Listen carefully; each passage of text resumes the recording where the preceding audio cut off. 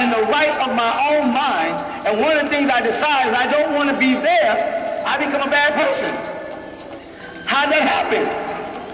If God granted me the right to free will, and I will not to be religious, am I still bad, or am I obedient to God in my own way?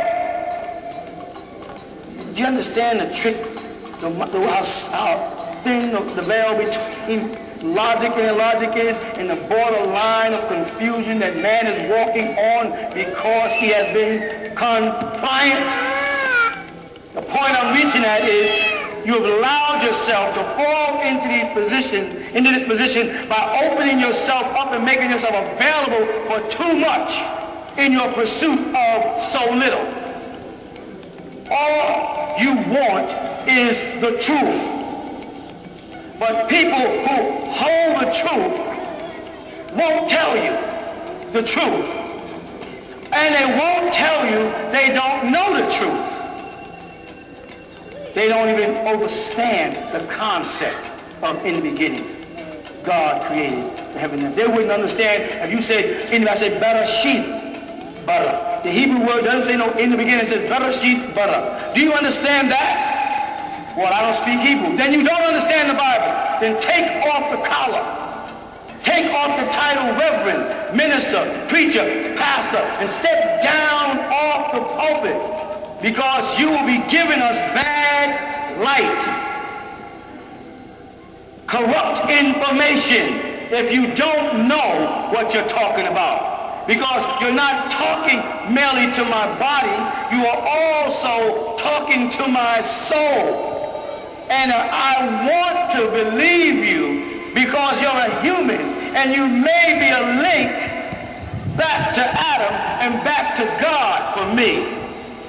Only because we allowed ourselves to be cut off.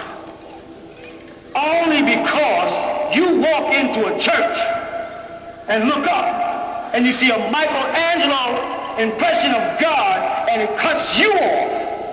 So you don't have what Jesus Christ had when he can say Jesus, Joseph, Mary, and back to David. You don't have that. So you don't have a link back to Adam, who's a son of God. There's a gap. And that gap is ignorance. Not ignorance in the derogatory sense of the word, but ignorance in ignoring the facts of who and what you are. And trace yourself back to your greatest point and start there. Not at your weakest point. I am down and out, so I need God. I am depressed, so I need God. I am poor, so I need God. Not then. You don't need God then. Then you need man. Man helps people not be poor, not God. Men and women help people be depressed or get an analyst and get you out of that depression, not God. You hear me? You don't need God until you're at your high point, when you're reaching. And you know where you find that God at? You know where that God is at? That God is, see this lady, that lady sitting right there? Your God is sitting right in front of you. Because that's your mother. Right? Okay, okay. That's God. I know who you are. Philadelphia, we give you some birthday to I know. That's your God. As the person in your family, familia, closeness, that person behind you is your link to God. And this is not blasphemy, fool. This is the Bible. Because they made Mary identify Jesus' genealogy in the Bible. They made them name each person all the way back to Adam. But you won't do it. They don't want you to look back to your mother and your grandmother. You know what they'll call that? That's ancestral worship. That's voodoo. That's black magic. For a while. If I'm going to do any kind of magic, it's going to be black. It ain't going to be white magic, black as I am, that's for sure. That's step one. But why, when I want to touch base with my genealogy and my blood, who begot, I got to be Santeria. I got to be Yoruba. I got to be some kind of devil worshiper or some type of evil thing. But it's all right when a Caucasian walks into the church and he looks up at a picture of Christ, he can feel a sense of blood identity. He can feel a link. So the open arms is familiar. So when a statue of Christ stands like this in a Caucasian church with a Caucasian image, there's a familiarity there that ain't there with me. I got to be taught to love other than myself. And you want to know why there's black on black crime? Because I've been taught to love other than myself as God, other than my image as God, other than my complexion as God. And thus everybody outside of that image and that color and complexion must be the devil. So kids feel it's all right to be evil because it's inbred in them. But if I put up an Egyptian statue,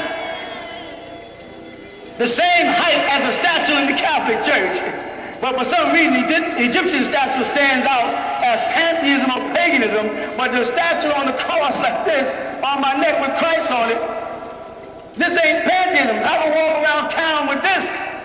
I can have one this big. I can carry one on my back and tote it down through Edenton with Christ on it, and people will step aside and go,